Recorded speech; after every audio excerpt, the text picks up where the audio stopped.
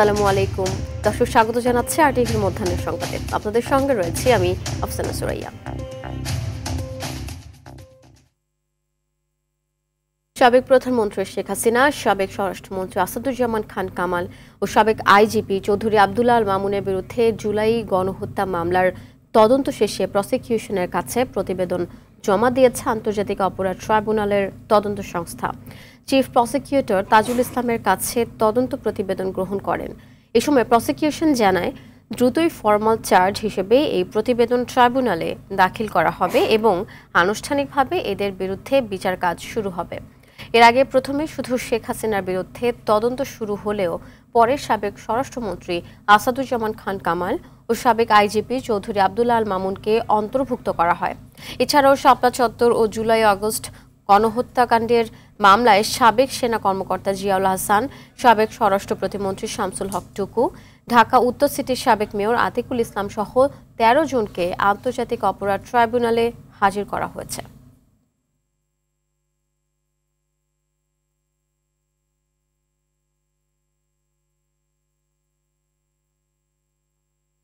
দর্শক, এই মুহূর্তে আন্তর্জাতিক অপরাধ ট্রাইব্যুনাল থেকে সরাসরি যোগ দিচ্ছেন সহকর্মী GM মাহমুদ।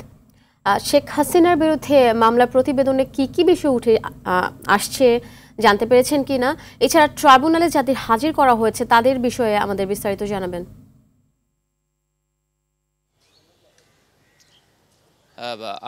আফসানা, গণহত্যার এই মামলায় প্রথমে সাবেক প্রধানমন্ত্রী শেখ হাসিনাকে অন্তর্ভুক্ত করে কিন্তু তদন্ত প্রতিবেদন দেওয়ার কথা ছিল। এরপরে কিন্তু সাবেক স্বরাষ্ট্রমন্ত্রী আসাদুজ্জামান খান কামাল এবং সাবেক আইজিপিকে যুক্ত করা হয়েছে এবং এদেরকে যুক্ত করে যে তদন্ত প্রতিবেদন এটি কিন্তু প্রসিকিউশনের কাছে দাখিল করা হয়েছে এবং চিফ প্রসিকিউটর তাজুল ইসলামের কাছে কিন্তু এই তদন্ত প্রতিবেদন দাখিল করেছে আন্তর্জাতিক অপরাধ ট্রাইব্যুনাল সংস্থা।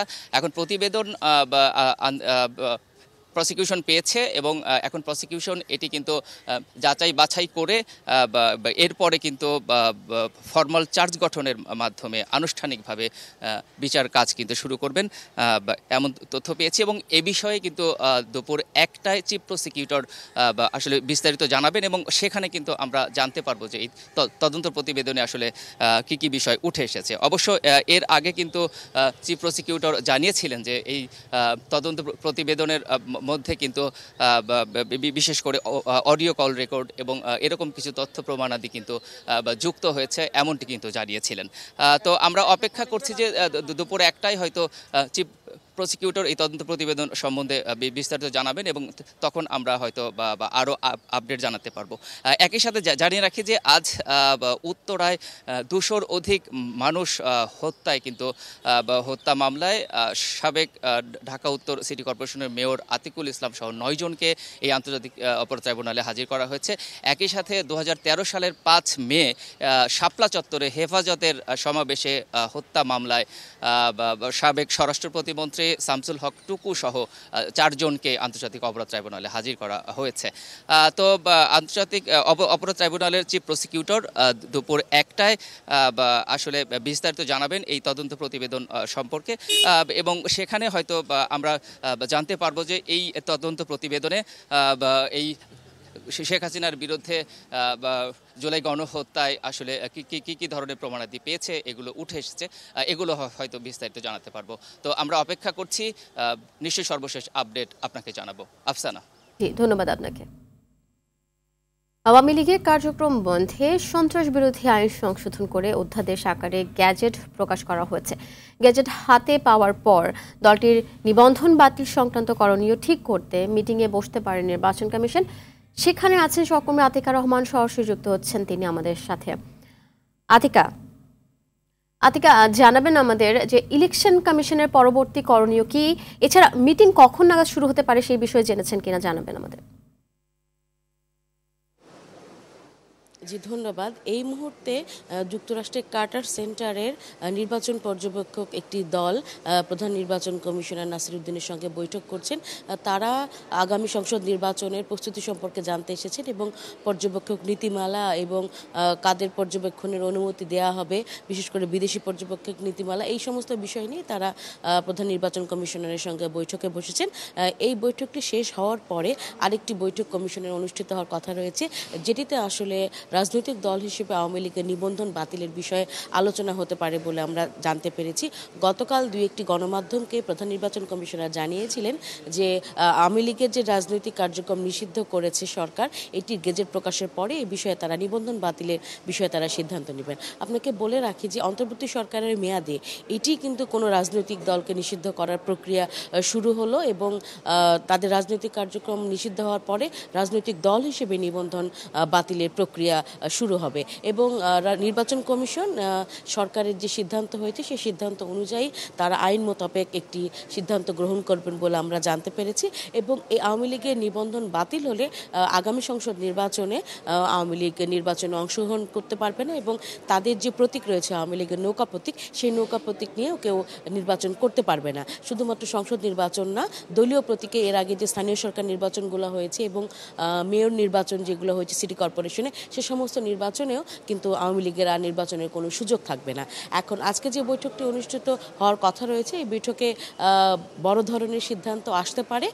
আবার এটিও হতে পারে যে আজকে তারা হয়তো আইনগত বিষয়গুলো নিয়ে নীতি নির্ধারণের পর্যায়ে সিদ্ধান্ত নিয়ে পরবর্তীতে হয়তো বা আইন মন্ত্রণালয় এবং সরকারের সাথে আলোচনা করে চূড়ান্ত সিদ্ধান্ত জানাতে পারে। সেটি আসলে নির্ভর করছে মিটিংয়ের পরে সচিব কিংবা প্রধান নির্বাচন কমিশনার গণমাধ্যমের সঙ্গে কথা বলবেন, তখন আমরা চূড়ান্ত সিদ্ধান্ত জানতে পারবো। এই ছিল আমার কাছে নির্বাচন কমিশন থেকে সবশেষ খবর। ধন্যবাদ আপনাকে। স্বাস্থ্যসেবা নিজেই স্বাস্থ্যহীন বলে মন্তব্য করেছেন প্রধান উপদেষ্টা ডক্টর মোহাম্মদ ইউনূস। সকালে প্রধান উপদেষ্টার কার্যালয়ে সিভিল সার্জন সম্মেলনের উদ্বোধনী অনুষ্ঠানে এসব কথা জানান তিনি। প্রধান উপদেষ্টা বলেন, একে অপরকে দোষ না দিয়ে এটা থেকে পরিত্রাণ পাওয়ার জন্য কাজ করতে হবে। স্বাস্থ্য সেবার কোনো কাঠামোর প্রয়োজন নেই জানিয়ে প্রধান উপদেষ্টা জানান, যে কোনো পরিস্থিতিতে চিকিৎসকদের এগিয়ে আসতে হবে। বর্তমান সময়কে কাজে লাগিয়ে দেশের চিকিৎসা খাতকে এগিয়ে নিতে সংশ্লিষ্টদের আহ্বান জানান প্রধান উপদেষ্টা। মাননীয় স্বাস্থ্যসেবা যে স্বাস্থ্যহীন প্রদান এবং সিভিল সার্জন সম্মেলন 2000 স্বাস্থ্যসেবা যে স্বাস্থ্যহীন সেটা আমরা সবাই বুঝি এবং একে অপরকে দোষ দিই, এর কারণে এটা হয় না, ওর কারণে এটা হয় না। দোষ দিলে তো স্বাস্থ্যহীনতা দূর হয়ে যাবে না। এটার প্রতিকার করতে হবে যাতে করে আমরা স্বাস্থ্যসেবা সঠিকভাবে করতে পারি। দর্শক, ঢাকা রিপোর্টার্স ইউনিটির নিয়মিত আয়োজন ও মিট দ্য রিপোর্টার্স অনুষ্ঠানে কথা বলছেন প্রধান উপদেষ্টা প্রেস সচিব মোহাম্মদ শফিকুল আলম। আমরা সরাসরি চলে যাচ্ছি সেখানে।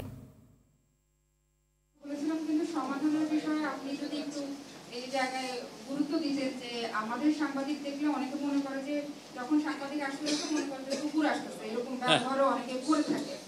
এরকম সরি টু সে দ্যাট, এরকম ব্যবহারও কিন্তু অনেকে করে থাকে। তথ্য দেওয়া তো দূরে থাক, একজন ব্যক্তি আছেন কিনা সেটা জানতে গেলেও অনেক হয়রানির মুখোমুখি হতে হয়। তো আমাদের যে সরকারি ভবনগুলো বা আমাদের যেসব জায়গায় প্রবেশাধিকারের প্রয়োজন পড়ে, এক্ষেত্রে আপনারা নির্বিঘ্নভাবে কিছু করতে পারেন কিনা? না, আমরা সাংবাদিকদের সাথে যাতে আমাদের সম্পর্কটা স্মুথ হয় সেই জন্য তো আপনারা দেখেছেন যে আমরা চিফ অ্যাডভাইজার আমাদেরকে নির্দেশ দিয়েছেন যে নিয়মিত যাতে আমরা প্রেস কনফারেন্স করি। তা আমরা কি করেছি আপনি দেখেন, আগে কোনো চিফ অ্যাডভাইজারের বা কোনো প্রাইম মিনিস্টারের অফিস থেকে আপনি কোনো দিন কোনো নিউজ পেয়েছেন? আমরা সবার জন্য ওপেন করেছি, যে কেউ এসে বলতে পারে যে আমি আপনার হোয়াটসঅ্যাপ গ্রুপে জয়েন করতে পারি, আপনি আমাকে মোমেন্ট আপনি বলবেন, আমি আপনাকে অ্যাড করে নিব। আমি বলছি আপনার পুরোটা। তারপর হচ্ছে যে আমাদের বিষয়ে আপনাদের যদি কোশ্চেন থাকে সেটার জন্য আমরা প্রতি সপ্তাহে তিন দিন প্রেস কনফারেন্স করছি। আপনি এসে যে কোনো কোশ্চেন করতে পারেন, হ্যাঁ, যে কোনো মিনিস্ট্রির বিষয়ে আপনি কোশ্চেন করতে পারেন। আমরা সবাই, এবং এটাকে উন্মুক্ত রাখা হয়েছে, এমন না যে এসবি পাশধারী সাংবাদিককে আমরা ওইখানে নিচ্ছি। যে কেউ, আপনি যদি মাহফুজা বৃষ্টি যদি মনে করেন যে না আমি আজকে এটা কাভার করব, আপনি আসতে পারেন। আর অন্যান্য মিনিস্ট্রিতেও আমরা যতটুক সাংবাদিকদের সাথে যে পরিমাণ এক্সেস রাখার কথা আমরা নির্দেশ দিয়েছি এবং ওনারা রাখছেন। আমার মনে না, আর আপনার সাথে যদি কেউ খারাপ বিহেভ করে অবশ্যই আমাদেরকে জানাবেন। হ্যাঁ, অনেক ক্ষেত্রে অনেক নিউজের আমরা তার ওই নিউজের প্রয়োজনেই একটা ইভেন্টে অনেক সময় মানুষকে সব কথা তো আর বলা যায় না, হয়তো বা এটা আপনাকে বলা হচ্ছে না, বাট এটা যদি নিউজটাকে যদি যতটুক ইনফরমেশন দেওয়া যায় অবশ্যই আমরা দিব। আমাদের মধ্যে আমি বলবো যে একদম ট্রান্সপারেন্সি, চূড়ান্ত ট্রান্সপারেন্সি। আপনি গত 50 বছরে দেখেছেন কোনো প্রেস সেক্রেটারি প্রেস কনফারেন্স করতে প্রতি সপ্তাহে 3 দিন? আপনি গত 50 বছরে কোনো দেখেছেন যে একটা হোয়াটসঅ্যাপ গ্রুপ করা হয়েছে যেখানে সমস্ত আমরা যা করছি সমস্ত নিউজ আমরা দিচ্ছি? এমন কিছু নাই যে আপনি পাচ্ছেন না।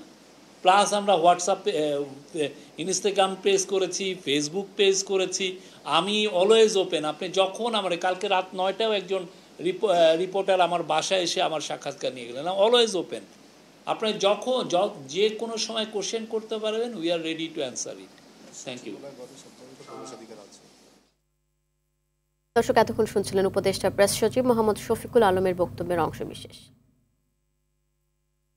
অন্তর্বর্তী সরকার কোনো দেশপ্রেমিক সরকার নয় বলে মন্তব্য করেছেন বিএনপি স্থায়ী কমিটির সদস্য মির্জা আব্বাস।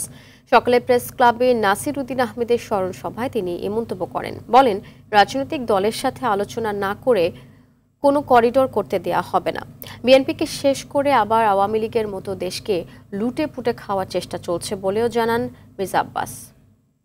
তবে নির্বাচিত সরকার সিদ্ধান্ত নেবে তারা কি করবে। আমাদের কোনো ভালো অভিজ্ঞতা আছে, বিশ্বের কোনো দেশ এই করিডোর দিয়ে শান্তিতে নাই। আজকে গাজা শান্তিতে নাই, লিবিয়া শান্তিতে নাই, মিশর শান্তিতে নাই, আফগানিস্তান শান্তিতে নাই। আমি এই সরকারকে আমি আমার কথা বলছি, নিরপেক্ষ ভাবতে আমি পারছি না। তারা কোনো উদ্দেশ্য পারপাস সার্ভ করতেছে এই সরকার। আওয়ামী লীগ নিষিদ্ধ ও বিচার এবং জুলাই ঘোষণাপত্রের দাবিতে শাহবাগের গণজমায়েতে দেয়া আপত্তিকর স্লোগানের দায় নেবে না জাতীয় নাগরিক পার্টি এনসিপি। এই দায় স্লোগান দেয়া সংশ্লিষ্ট পক্ষকেই বহন করতে হবে। এনসিপির যুগ্ম সদস্য সচিব সালেউদ্দিন সিফাত স্বাক্ষরিত বিবৃতিতে এসব বলা হয়েছে। একই সঙ্গে মুক্তিযুদ্ধের সময় যাদের বিরুদ্ধে গণহত্যায় সহযোগিতার অভিযোগ রয়েছে সেসব পক্ষকে রাজনৈতিক অবস্থান স্পষ্টভাবে ব্যাখ্যা করার আহ্বানও জানিয়েছে এনসিপি। এটা জাতীয় সমঝোতা ও ঐক্যের পথ দৃঢ় করবে এবং জুলাইয়ের জন আকাঙ্ক্ষা বাস্তবায়নে সহযোগী হবে বলে মনে করে এনসিপি।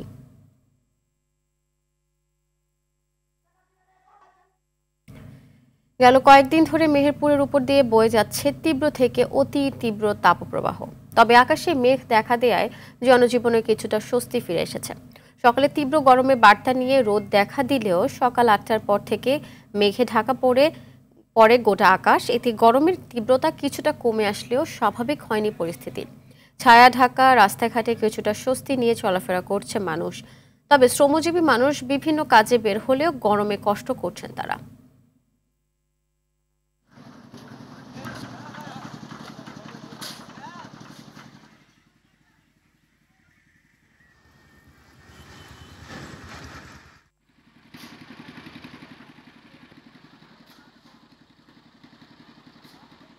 দর্শক, মধ্যাহ্নের সংবাদ এ পর্যন্তই। দুপুরের সংবাদ 1:45 দেখার আমন্ত্রণ রইল। ধন্যবাদ সবাইকে।